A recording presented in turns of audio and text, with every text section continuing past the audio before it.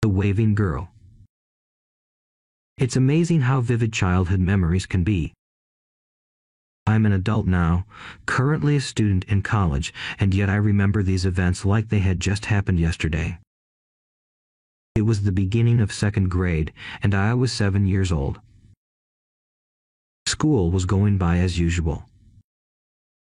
A few classes, lunch, and now recess. Recess took place on a blacktop behind the school. On the side of the blacktop, there were some small bushes and underbrush. It was a warm September day, and the summer was beginning to end. I was playing a game of kickball with a whole bunch of other kids.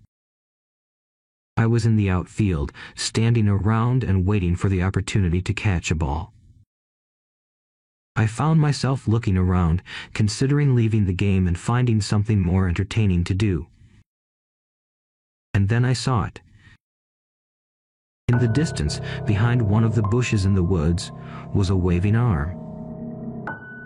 I was intrigued, wondering if it was a classmate looking for someone to play with. I left my spot in the game, no one really batting an eye as kids were free to leave any time they wanted. I headed towards the bushes, the kid's arm still waving at me from behind the bush. Once I reached the spot, I crouched down in front of the bush and watched as the arm retreated behind it. "Hi," I greeted the stranger. "Hello," a voice replied back. Even as a kid, I could tell something was off about this voice. It was high, too high, almost cartoonish in nature. It had an unnatural squeak to it and seemed to echo slightly. I didn't question it, as my parents have told me not to judge others.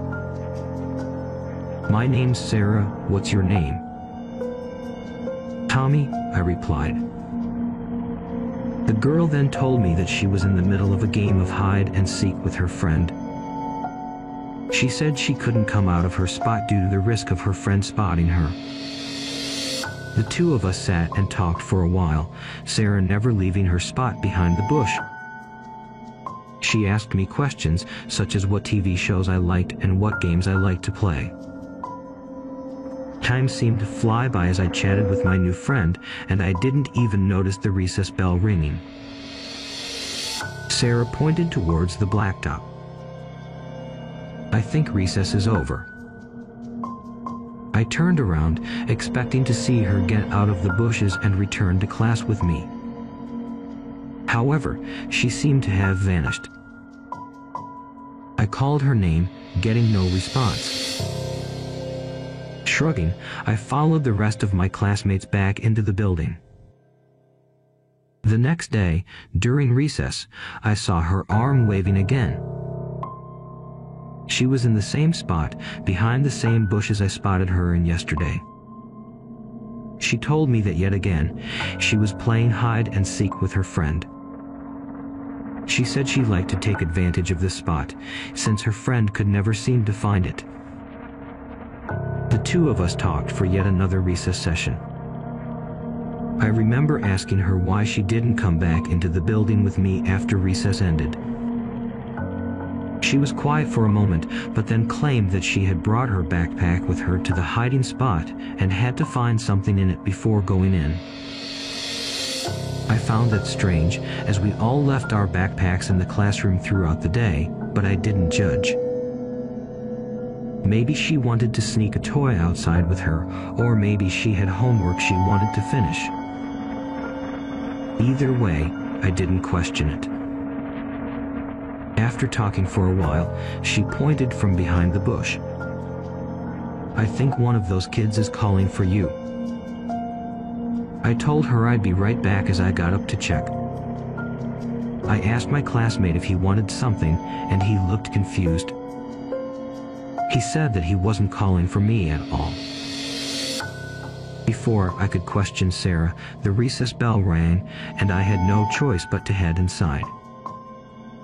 As I walked back into the building, I thought about something. Sarah's arm looked strange. Being a child, I couldn't exactly pinpoint what was off about it, but I knew it somehow looked different from yesterday. The next day passed, and as usual, I found myself spotting Sarah's waving arm during recess. I was used to meeting up with her in the familiar spot in front of the bushes. I began to find it odd that I've never actually seen her before, but it didn't really matter. At the time, I was just happy to have found a new friend. When I approached the bushes, I saw her arm up close.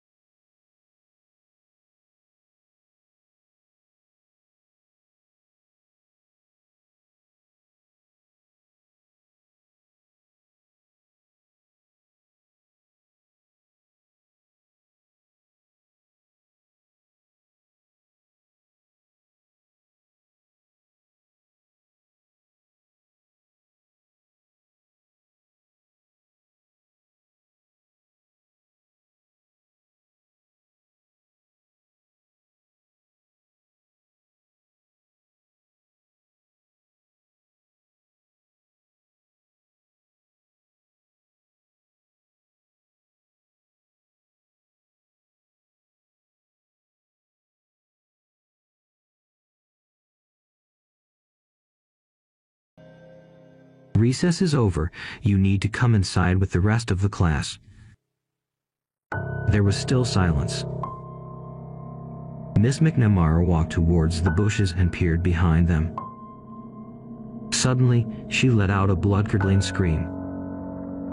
She took my hand and started to run as fast as possible back to the rest of the class, lined up on the blacktop.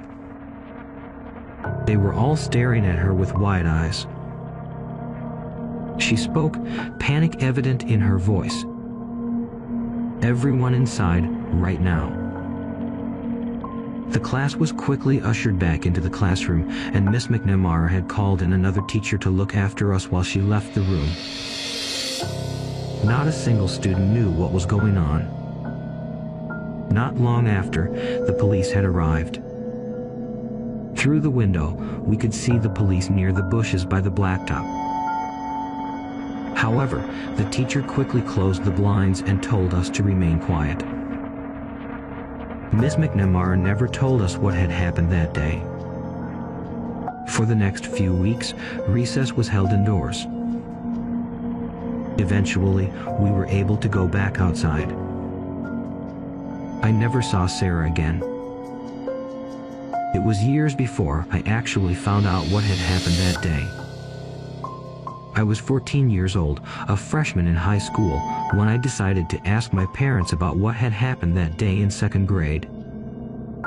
I thought about it on and off, but only started getting curious about it as I got older. My parents exchanged nervous glances and sat me down.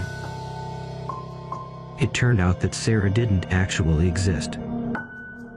I had been speaking to an adult man. In reality, he was hiding behind the bushes to conceal his appearance.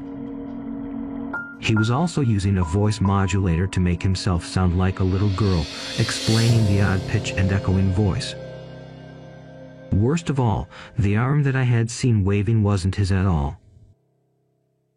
It was the dismembered arm of a child. It turns out this man was a pedophilic serial killer who had been targeting children in local schoolyards. He would attract children, talk to them for a while to create a comfort level, and eventually invite them to his house.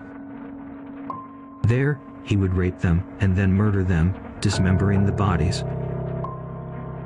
The arm he had with him had been taken from a previous victim, a little girl. When Miss McNamara peeked into the bush, she was greeted with the wide-eyed stare of an adult man holding a child's dismembered limb. By the time the police had come, the man had escaped. Thankfully, though, he was caught a few weeks later thanks to DNA evidence on the arm he had left behind. He was already in the police system due to a previous case of breaking and entering into a schoolyard. Looking back, there were so many red flags that I have missed due to being a child. The entire situation was terrifying to learn about. However, the most terrifying thing was the fact that I had almost given him my address.